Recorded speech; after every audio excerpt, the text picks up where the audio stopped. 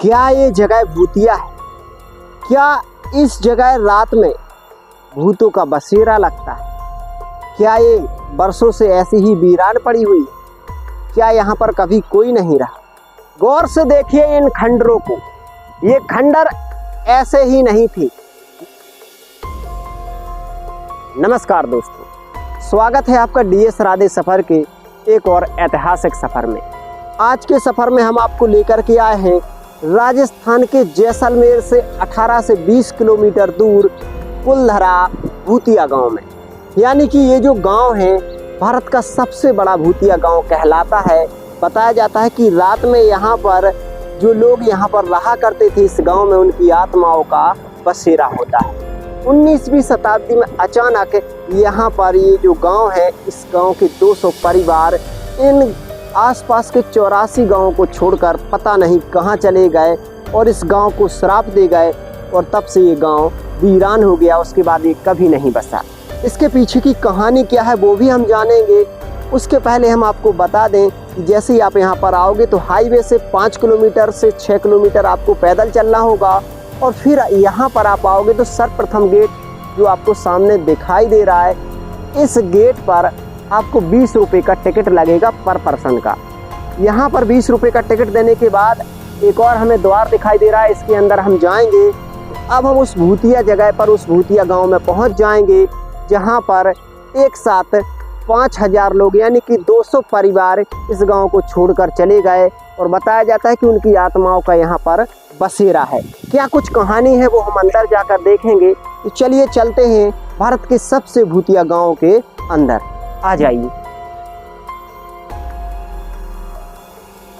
यहाँ से अब हम कुलधरा गांव के खंडरों को देख सकते हैं, उन गलियारों को देख सकते हैं जिनमें एक समय चहल पहल हुआ करती थी और आज ये वीरान है। अब हम उस भूतिया गांव के अंदर एंट्री कर चुके हैं। तो आप दोनों तरफ देखोगे यहाँ से पत्थर की जो निर्मित दीवारें हैं, जो ये इमारतें हैं, आज वो टूटी फूटी खंडर में दिखाई दे रही है। आ जाइए।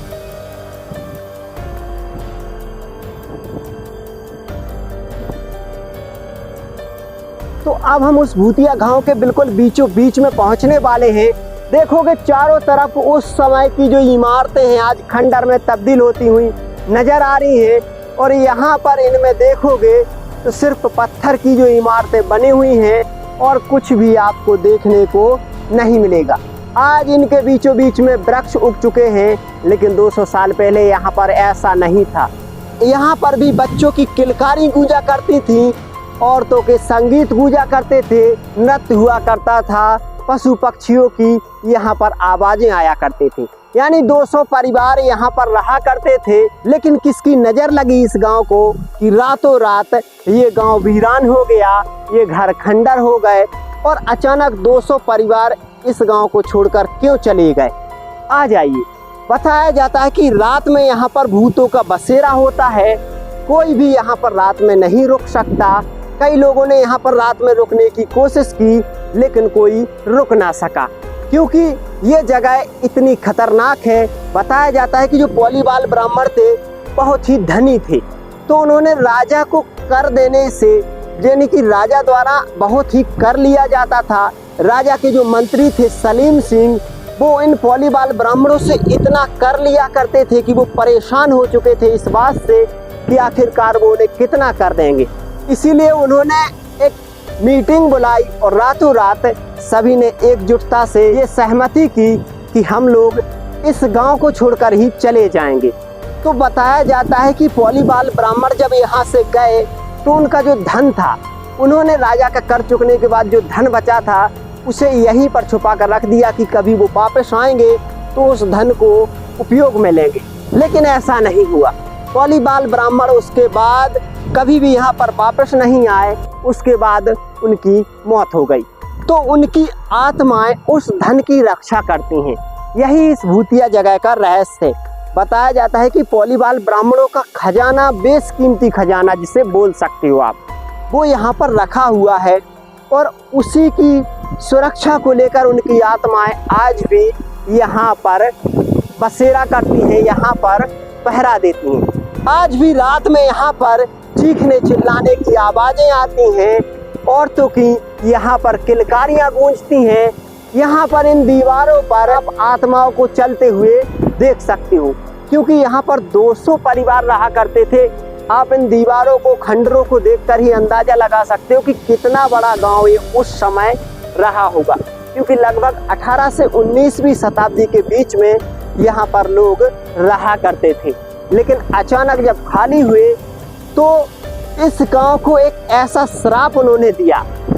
सलीम सिंह जो राजा का मंत्री था, तो इन गांव वालों ने, पौलीवाल ब्राह्मणों ने श्राप दिया कि हम इस गांव को छोड़कर तो जा रहे हैं, लेकिन ये गांव कभी बस नहीं पाएगा। चलिए हम इस खंडर की दीवारों के ऊपर चलते हैं, तो यहाँ से पूरा जो एरिया है वो हमें स्पष्ट रूप से दिखाई देगा। आ जाइए।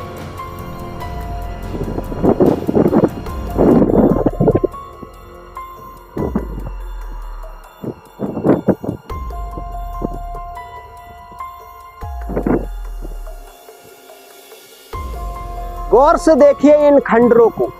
ये खंडर ऐसे ही नहीं थी, ना ही ये जमीन से ऐसे ही उगे थे और ना ही इन्हें किसी ने ऐसा बनाया था।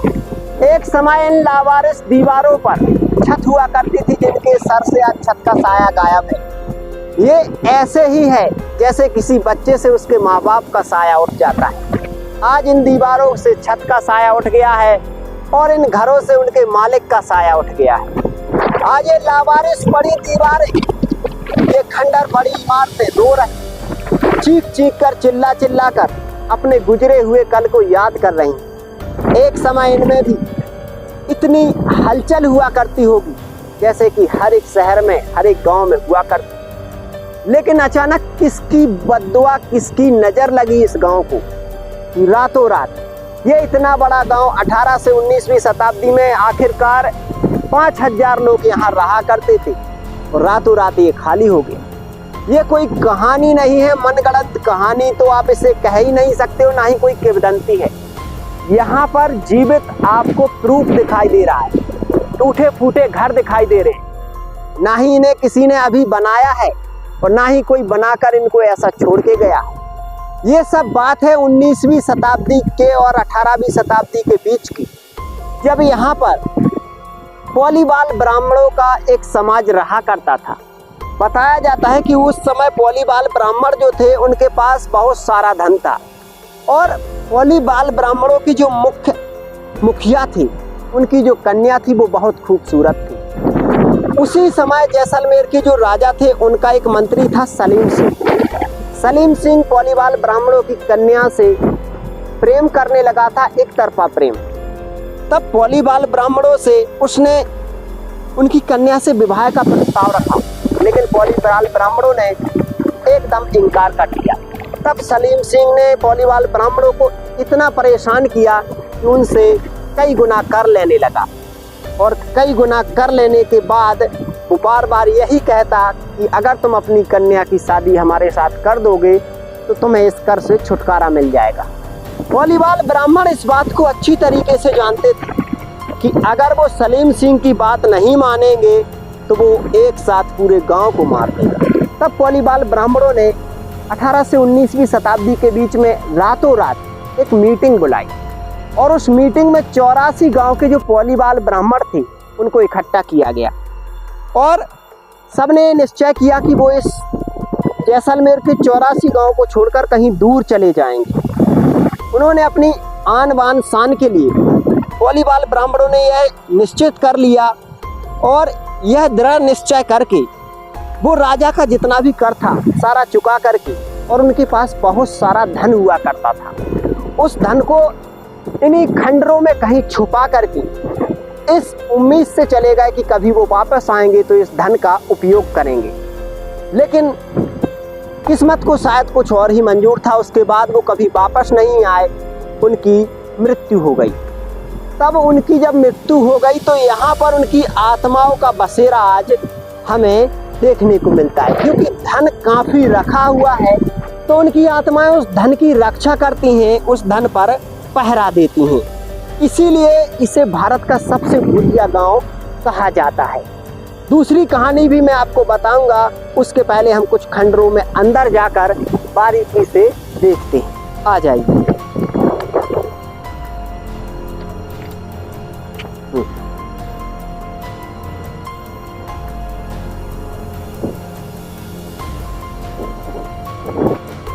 देख सकते हो ये टूटी फूटी इमारतें जीता जागता सबूत है उस भयानक दुष्ट सलीम सिंह के अत्याचार का, जिसकी वजह से रातों रात खाली हो गई।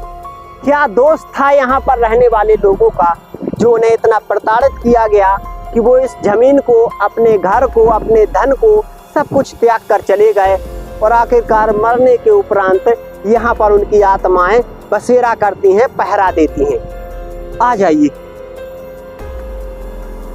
अभी हम इस इमारत के अंदर जाएंगे और देखेंगे उस समय के छोटे छोटे घरों को, बनावट को। आ जाइए।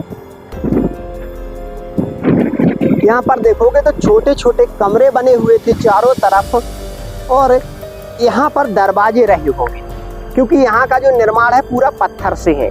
यहाँ पर सारा जो निर्माण रहता है पत्थर से ही रहता है। आ जाइए। देख सकते हो टूटे फूटे घरों में, यानी कि उस समय भी पॉलीबाल ब्राह्मणों के जो घर थे, यहाँ पर ये अलमारियाँ दिखाई दे रही है जिसमें कुछ रोशनी वगैरह के लिए उस समय ये बनाई जाती थी। आज से 200 वर्ष पहले भी पॉलीबाल ब्राह्मणों के घर इतने सुंदर थे कि आज भी हमें ऐसे घर देखने को नहीं मिलते हैं। यानी कि ये पॉलीबाल ब्राह्मण कोई गरीब इंसान नहीं थे। इनकी इमारतों को देखकर ही अंदाजा लगाया जा सकता है कि इनके पास काफी धन था, और शायद उसी धन की रक्षा में इनकी आत्माएं आज यहाँ पर भटक रही। देख सकते हो तो यहाँ पर टूटी फूटी इमारतें आपको बहुत ही दिखाई दे रही होगी। ऐसा नहीं था कि यहाँ पर पॉलीबाल ब्राह्मण सिर्फ घर बनाकर ही रहते थे। यहाँ पर मंदिर भी हैं, जिन मंदिरों को हम आपको दिखाने की अभी कोशिश करेंगे। उसके पहले इन खंडरों को बारीकी से देखते हैं, क्योंकि पता नहीं किस खंडर में धन छुपा हुआ है।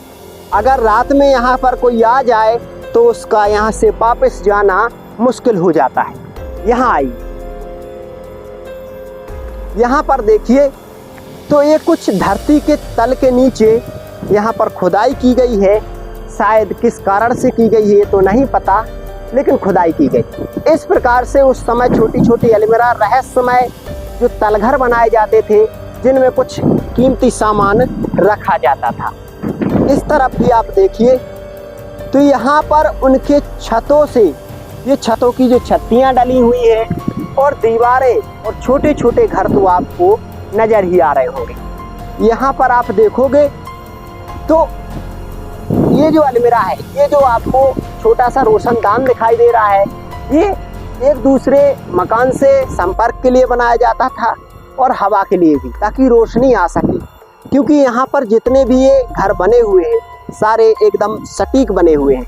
बीच में से हर एक मकान में से रास्ता भी गया हुआ है, जो मैं आपको दिखाने वाला हूँ। यहाँ आई।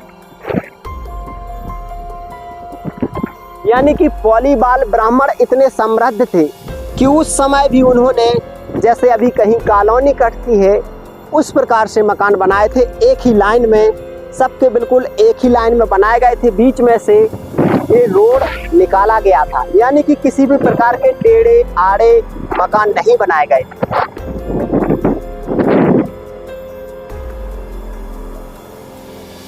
तो अभी हम उस जगह पर आ चुके हैं जहाँ पर उस समय का मंदिर है, जो आज भी सही सलामत है। और यहाँ पर कुछ मकान जो हैं, जिनको अभी सजाया संवारा गया है, गोबर से इनकी लिपाई की गई है, इनके अंदर भी हम चलते हैं। आ जाइए। यहाँ पर उस समय का ये जो इमारत है, इससे दर्शाया गया है कि उस समय ऐसे घर हुआ करते थे। सर्वप्रथम एक छोटा सा दानाल यहाँ पर हुआ करता था, एक दरवाजे के ऊपर इस तरह का खिड़की हुआ करता था। यहाँ पर आओगे तो दूसरी मंजिल के लिए ऐसी सीढ़ियाँ लगाई जाती थी इस प्रकार से, और कमरे कुछ इस प्रकार से हुआ करते थे। मैं आपको बताऊं, यहाँ पर उस समय लॉक लगाया जाया करता था, गेट जब हुआ करता था। फिर इधर आइए। इधर आओगे तो कुछ कमरे इस प्रकार से हुआ करते थे, बीच में ये पिलर, और किस प्रकार से पिलर को सुंदर रूप करके बनाया गया है वो भी देख सकते हो आप। छत कुछ इस प्रकार से लकड़ियों का डाला जाता था, ऊपर से मिट्टी रखी जाती थी और कुछ लकड़ियां के ऊपर जो चारा घास फूस भी रखा जाता था। यानी घास फूस के छत उस समय हुआ करते थे। हर एक कमरे में 2 पिलर या 4 पिलर लगाए जाते थे और पिलर के ऊपर लकड़ियां या छत्ती जो पाट हुआ करते हैं उनको डाला जाता था। यानी कि 200 वर्ष पुराने छत ऐसे हुआ करते थे यहाँ पर, जो खंडर में तब्दील हो गए हैं वो सारे मकान। यहाँ पर छोटी छोटी खिड़कियाँ बनाई जाती थी हवा के लिए, और इस तरफ भी एक खिड़की दिखाई दे रही है। यहाँ पर अब हम चलेंगे इस तरफ के लिए, क्योंकि एक ही बखरी में कुछ अलग अलग पार्ट्स बने हुए हैं, तो इस तरफ के पार्ट को हम देखेंगे। यहाँ आइए, तो यहाँ पर हम देखेंगे कि लगभग एक ही लाइन में 3 पिलर बने हुए हैं और पिलर के ऊपर ये लकड़ियों का छत डला हुआ है उसी समय का। यहाँ पर उस समय कुछ सामान वगैरह रखने के लिए जगह बनाई गई थी। लकड़ियों की छत की सुंदरता देखिए आप, तो काफ़ी अच्छा छत है। एक ठंडक महसूस, यानी कि यहाँ पर गर्मी बहुत अधिक होती है, तो ठंडक के लिए यहाँ पर जो लकड़ियों का और मिट्टियों का छत डाला जाता। यहाँ पर छोटी छोटी खिड़कियाँ हवा के लिए, रोशनी के लिए बनाई गई थी। यहाँ पर इस पिलर पर देखोगे तो ये मसाल बनी हुई, यानी कि यहाँ पर रोशनी के लिए दीपक रखा जाता था उस समय। यहाँ पर आप देखोगे तो अभी हम इस जो ये बाखर है इसके बीचों बीच आंगन में आ चुके हैं। तो आंगन में ये खुला हुआ इतना एरिया हुआ करता था ताकि यहाँ पर ऊपर से रोशनी आ सके, ठंडी हवा आ सके, बरसात का पानी आ सके। और छतों का जो पानी था उस समय, छतों का पानी निकालने का जो टेक्निक हुआ करता था कुछ इस प्रकार से हुआ करता था। आप देख सकते हैं पत्थर में गहराई देकर उस पानी को बाहर निकाला जाता था। तो इस छत के चारों तरफ आप देखिए इस प्रकार से छतों का जो पानी हुआ करता था वो इस आंगन में गिरा करता था। और छतों का पानी जब आंगन में आता था तो आंगन से यहाँ पर आकर के सीधा और इस दरवाजे के पास से इस छोटे से हॉल से बाहर निकल जाया करता था। यानी कि इस प्रकार से छतों का पानी भी बाहर निकल जाया करता था। ये इसका एंट्री गेट आप देखोगे तो यहाँ से एंट्री हुआ करती थी, और एंट्री के यहाँ पर एक छोटी सी दानाल हुआ करती थी। यहाँ पर बड़े बुजुर्ग जो हुआ करते थे यहाँ के, वो बैठा करते थे। उस समय दूसरी मंजिल के छतों पर जाने के लिए कुछ इस प्रकार से सीढ़ियाँ बनाई गई थी, जिनके माध्यम से आज हम दूसरी मंजिल पर पहुँचेंगे। यहाँ आइए,